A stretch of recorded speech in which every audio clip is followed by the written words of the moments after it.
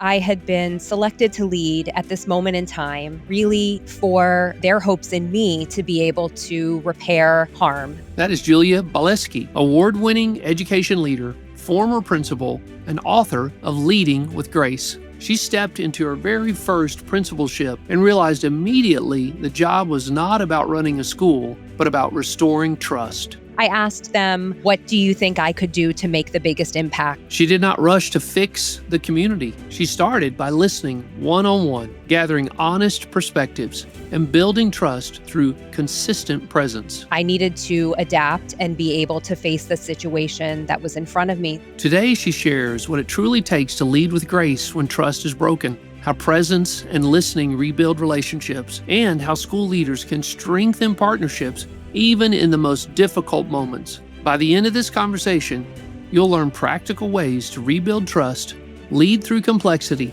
and create a school culture grounded in care and clarity. I'm Dr. Matthew Flippin, and this is Transformational Educators.